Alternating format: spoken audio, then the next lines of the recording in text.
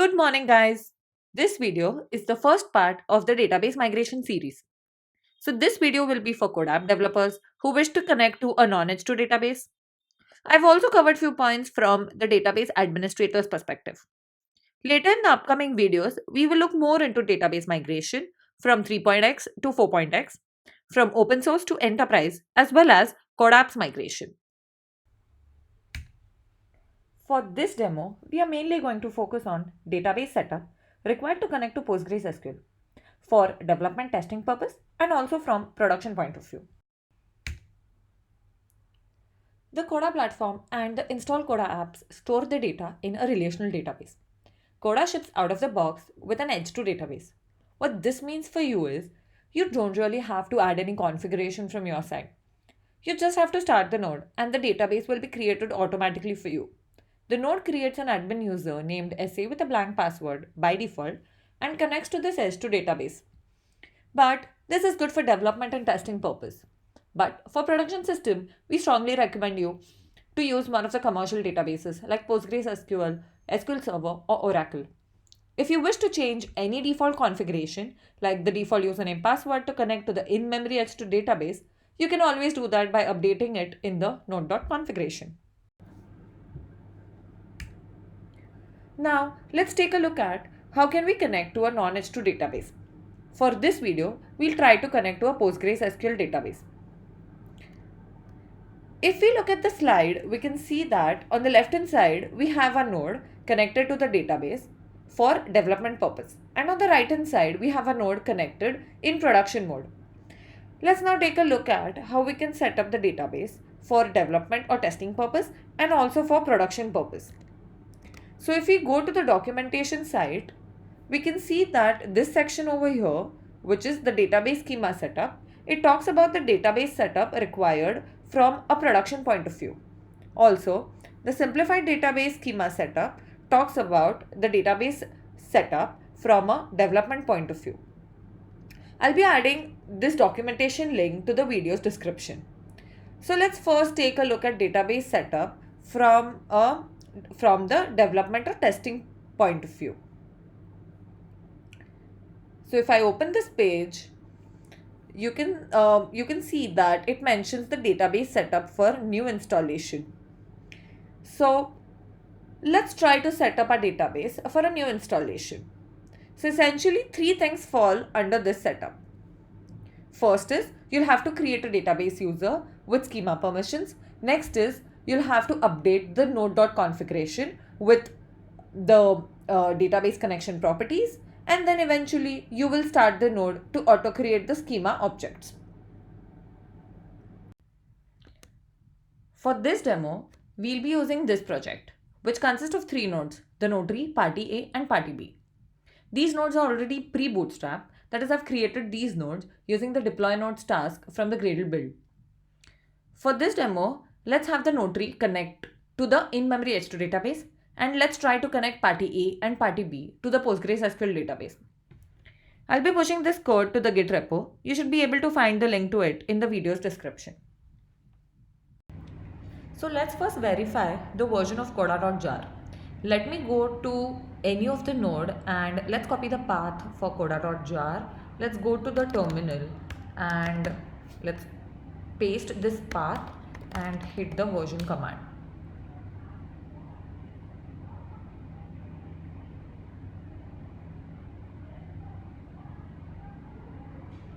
So we are running our node against platform version 4.1. Now let's move on to the first step, which is to create the user with administrative permissions. So for development purpose, we will create a user with administrative permissions, and as you can see in the left diagram, the node will use this admin user to connect to the database. This allows the node to execute any DDL or DML scripts directly onto the database. This is convenient for development and testing purpose and ideally should not be used for production systems. Since this is development mode, we will let the node create the required tables automatically upon startup. The documentation has database specific scripts to create users with administrative permissions for Azure SQL, SQL Server, Oracle and PostgreSQL. Each Corda node needs to use a separate database user and schema where multiple nodes are hosted on the same database instance.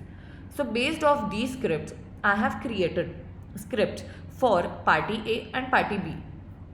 So this is the script for party A and this is the script for party B. So if you look at the script, so essentially lines 1 and 2, I'm creating a user named party underscore A with some login password. I'm also creating a schema which is very specific to party A, which is party underscore A underscore schema. Similarly, I'm creating party B user and party B schema. Now line 3 allows the user to access the schema and create the objects in that schema. And lines 4, 5, 6, 7, 8, they are about adding permissions to current tables in that schema and for the tables created in the future. By default in PostgreSQL, the default schema resolves to the username, but since our schema name is different than the username, Corda adds schema namespace prefix to most of the SQL queries, but not all. So we can use the set search path. This one, we can use this, which is the set search path to the specific schema name, which will then set the value of the default schema. Now let's execute these scripts onto the database. Let me copy this script for party A. For this demo, we will use the demo1 database. Let's open the query tool and let's execute this script. Let's also copy the script for party B and let's execute that as well. So if I refresh the schemas, we can see that we have created party A and party B schema, and we've also created party A and party B user. Let's go back to the documentation and perform the next step, which is updating the node.configuration. The documentation provides individual scripts for different databases. So let's go to the PostgreSQL and let's copy the database connection properties for PostgreSQL. And let's update our party A and party B node.configuration with this database connection properties. So as of now, the notary is going to connect to the in-memory H2 database. So we will not update the node.configuration of the notary. Let's update the other properties as well. So let's set the host to localhost. The port is 5433 and the database which we are using for this demo is demo1. Now the user for party A which we've created was party underscore A. Let me copy that. The password is my password only and the schema is party A schema. So let's update it with party A schema. Let's copy these properties and update nodes B's node.configuration as well. And let's just update the user and schema with party B and the schema will be party B schema. As you can see, we have set the run migration to true. So setting the run migration to true allows the node to automatically run the migration at startup. Again, to be very clear, the run migration flag only enables the node to perform the migration automatically at startup. Execution of DDL or DML script solely depends on if the node is connected to the database using admin or restrictive access. Connecting the node with admin access allows the node to perform DDL scripts, and connecting the node via restrictive access only allows the node to execute DML scripts.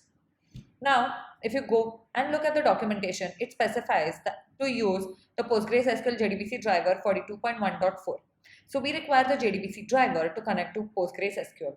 I'm going to use this 42.1.4 version as Corda Enterprise for PostgreSQL has been tested against this version. So you can go and download this driver also. Once you download the driver, you can either keep it in the drivers directory or else download the driver, keep it in some directory, take that path and add it to jars dir's property in node.configuration. So we are done with updating the node.conf. Now we simply have to start the node. The node will create the tables automatically on startup. So let's go to the node's base directory. Let's copy this path. Let's go to the terminal. Let's go till this path and let's fire the run nodes command. This will start all the nodes within the nodes directory. So it will start notary, party A and party B. So notary is starting, party B is starting. Let's just fire the command to start party A as well. So to sum it up, if we go and look at the diagram, we are trying to connect our node to PostgreSQL for development testing purpose. We perform 3 steps. First, we created users and schema for individual nodes.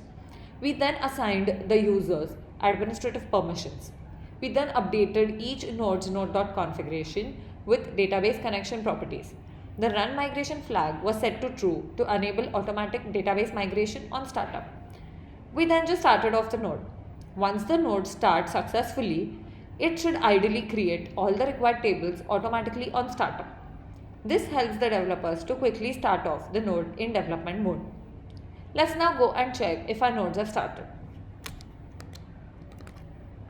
Yes, so this is the notary which is started, this is the party B which has started, and this is the party A which is started. Let's now go and check if the tables have been created in the database. So this is the demo1 database and this is the party A schema. We can see that these are the tables which have been created by party A in demo1 in party A schema. Similarly, party B has created these tables automatically on the startup in demo1 in party B schema.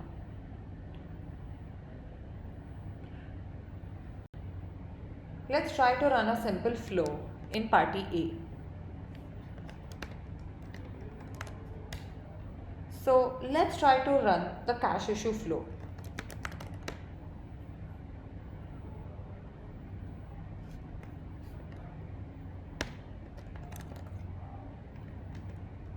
Let's give it the parameters.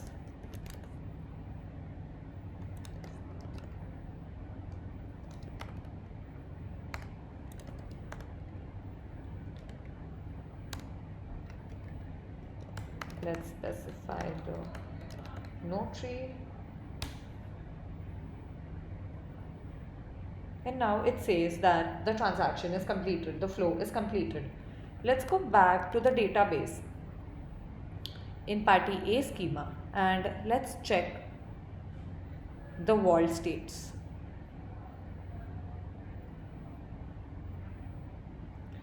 So if you see, we have this one row which is created in the vault states. So now we can say that our node has started successfully in dev mode. Now let's take a look at database setup for production systems. So if I go to the database schema setup, this talks about the database schema setup for production purpose. Again, for production systems, we will perform similar steps to the dev mode. First will be to create the user with schema permissions. Apart from the user with admin access, we will also create a user with restrictive permissions. Next step will be to update the node.configuration. There is one additional step here as compared to the dev mode. We use the database management tool to generate the DDL. So instead of letting the node perform the schema creation automatically onto the database at startup, essentially in the production environment, it is expected that the database administrator will ideally use the database management tool to generate the migration scripts.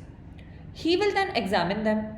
Then he will connect to the database using admin access and then he will apply them manually onto the database. Once that is done, we will simply start the node by connecting it to the database using restrictive access. So we again have a project structure which is similar to the earlier one. It has notary, party A and party B. We are again going to let the notary connect to the H2 database and have party A and party B connect to PostgreSQL database. Let's execute these scripts onto the database.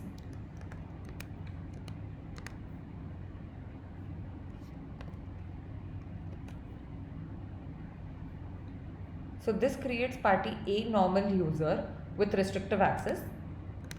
Also, let's go to party B and create a user with restrictive access.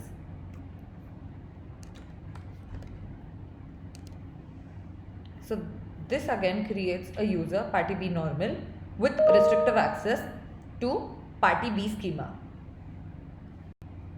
Let's now update the node.configuration. So I have database specific properties for party A and for party B.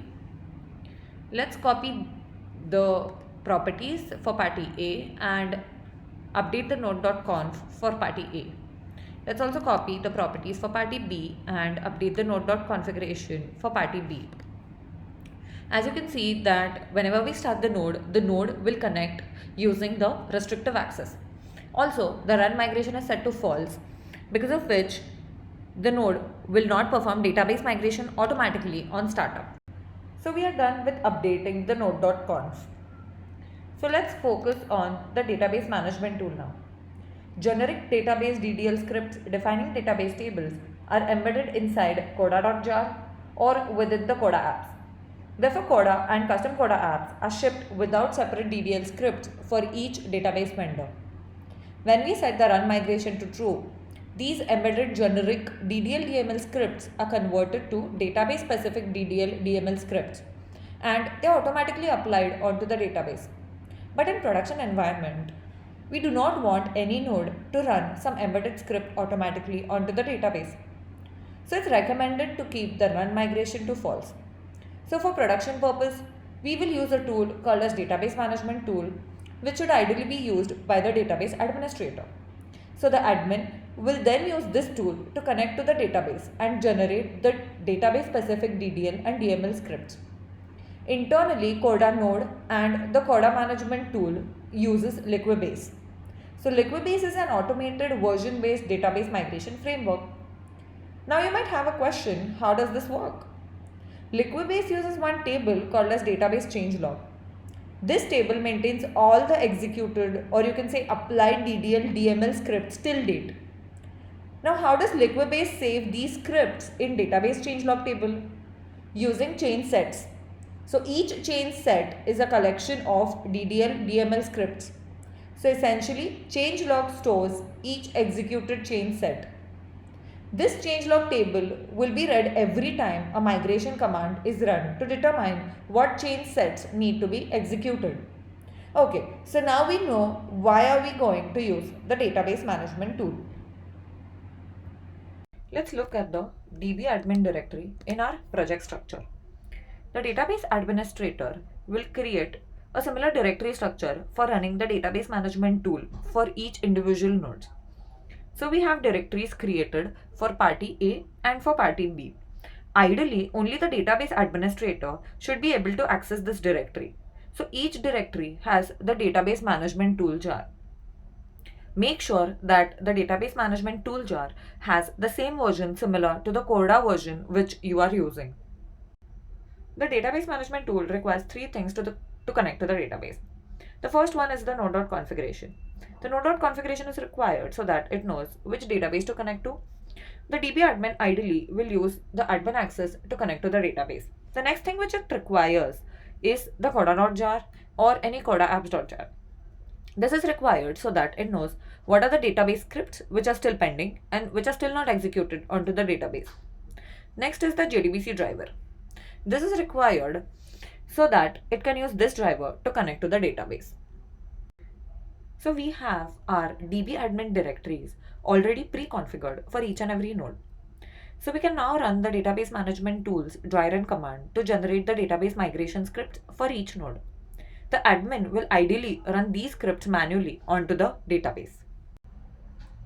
Actually, before applying these scripts to the database, let's try to start the node. The node should ideally fail. Before doing that, let's create the database change log and log tables for party A and party B. These are the scripts which I have taken from the documentation site. So let me copy the script for creating database change log and log tables for party A. Let's execute this. Similarly, let's also create the tables, database change log and log tables for party B as well.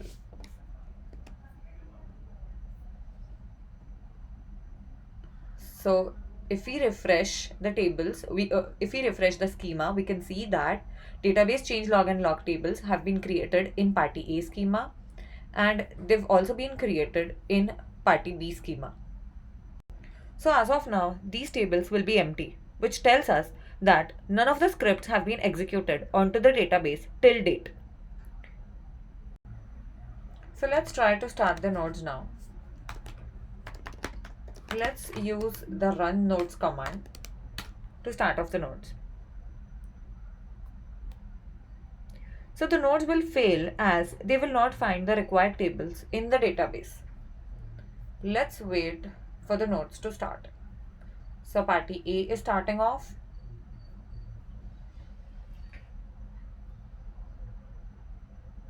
So we have updated the node configurations for party A and party B, and we are trying to connect both the parties, or rather both the nodes, to the PostgreSQL database. We are running against Corda Enterprise 4.1. The node is also accessing the database using the restrictive access.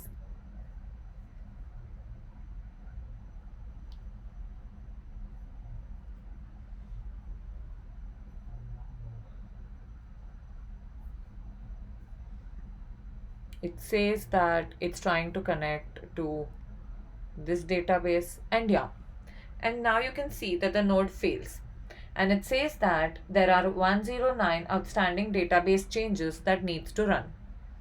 So essentially the node has not started and it has failed, and this is the expected behavior.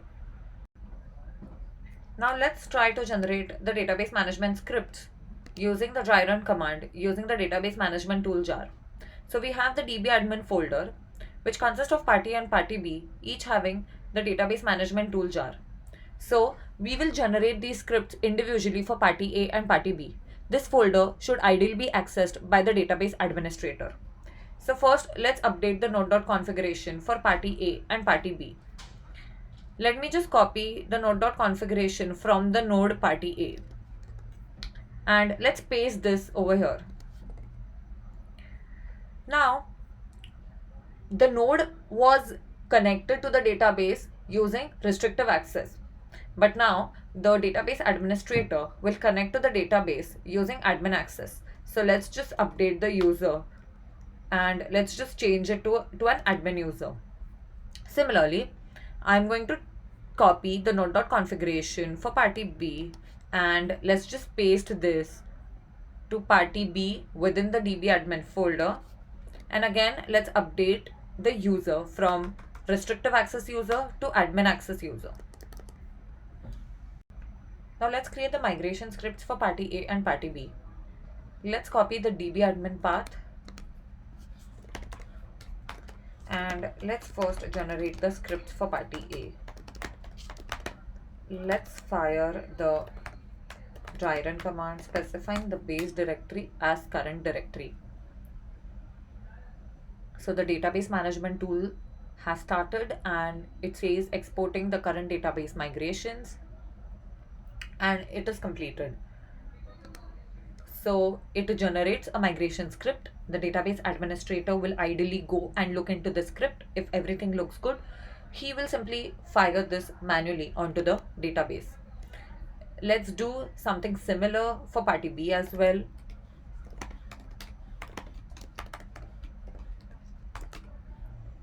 Let's again fire the dry run command specifying the base directory as current directory.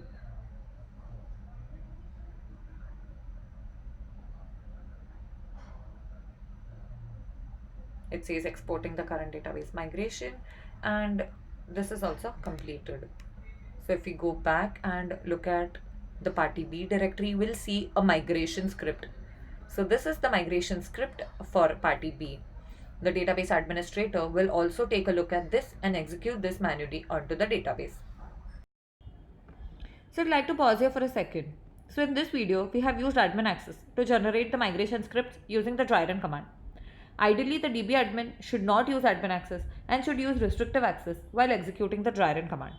It makes sense for the admin to use the restrictive access instead of the admin access, as the admin user is not aware of what the tool does behind the scenes. The migration scripts are generated using the dry run command. The admin should then connect to the database using admin access and execute these scripts manually onto the database. Since the scripts are already generated, let's now execute them onto the database. Let's first execute party A script. So let's copy this and let's execute it onto the database.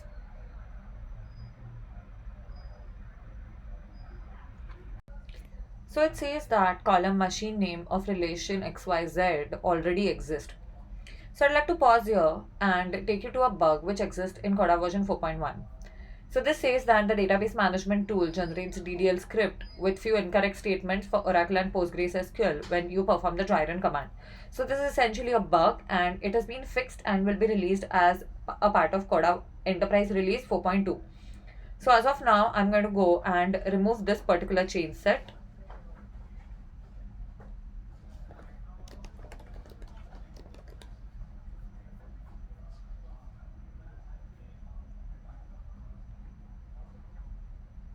And then let's execute the script again.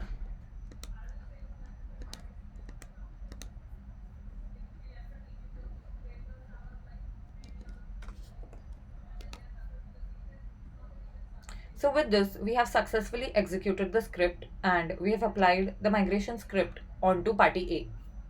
If we go and look into the party A schema and we simply refresh the tables, we can see that all the tables have been generated and they have been manually applied onto the database. Let's apply the script for party B as well. Let's also remove the change set, which is a bug in 4.1 from this script as well.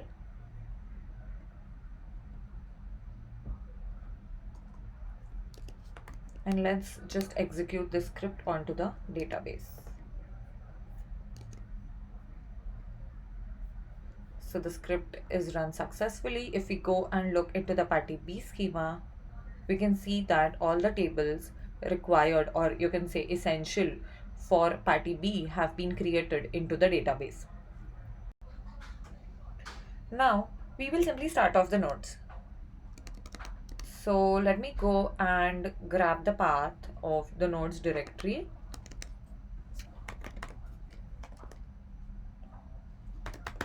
And let's fire the run nodes command.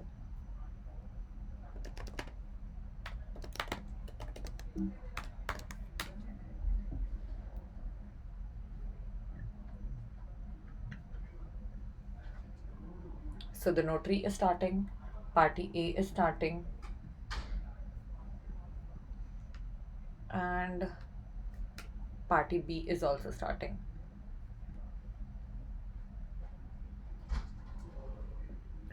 So since all the required tables are already created and run migration is also set to false, and also since we are connecting to the node, like we are connecting the node to the database with restrictive access, the node will not create any tables and will simply start off. Let's wait for the node to start off.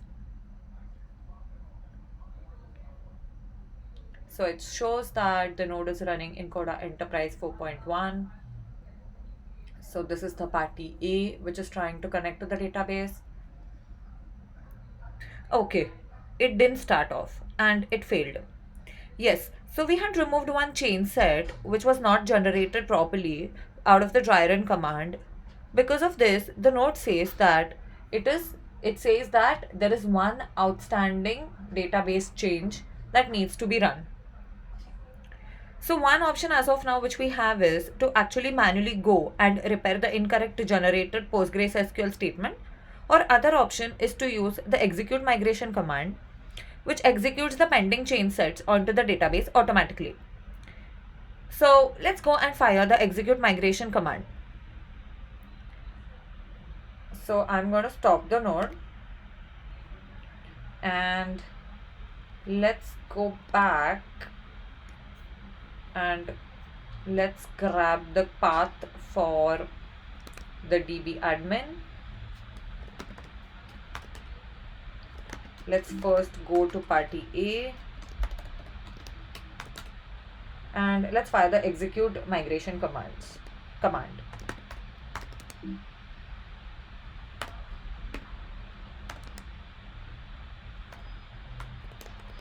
So execute migration, specify the base directory as current directory.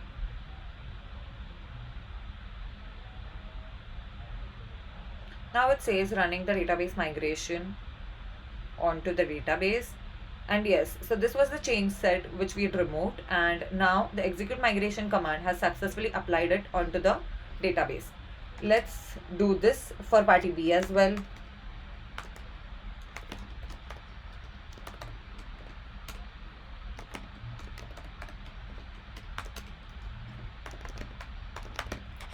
So let's execute the execute migration command, specifying the base directory as current directory for party B as well.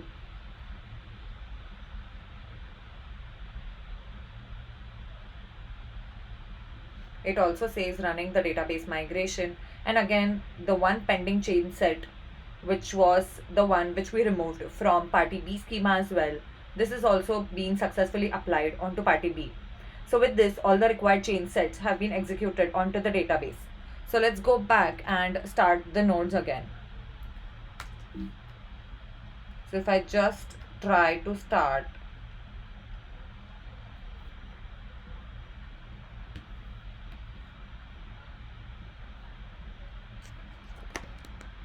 so let's go to the nodes directory.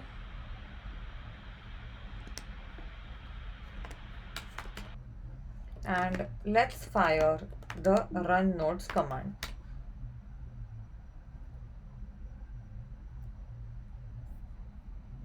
So the node tree is starting,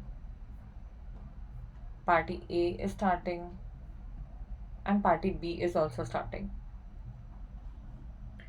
So again, to sum it up, we are trying to connect a node to PostgreSQL for production purpose. We created users with restrictive access, updated the node configuration. Then we used the database management tool to generate the migration scripts using the dry run command.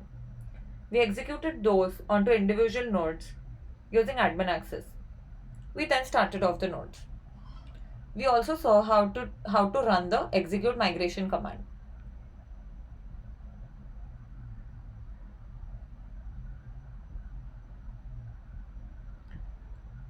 Party A is starting and it is trying to connect to demo1 database.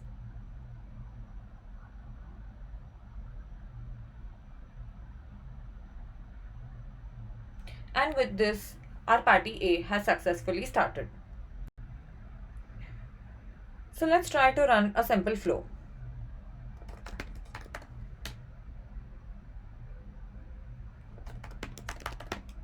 So let's try to run this flow, which is the cache issue flow. You have to specify the amount.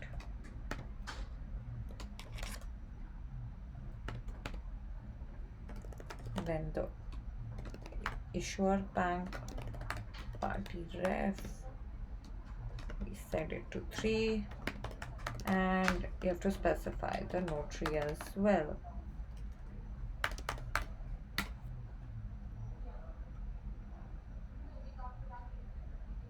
So the flow has completed. Now let's go and check the world states for party A schema.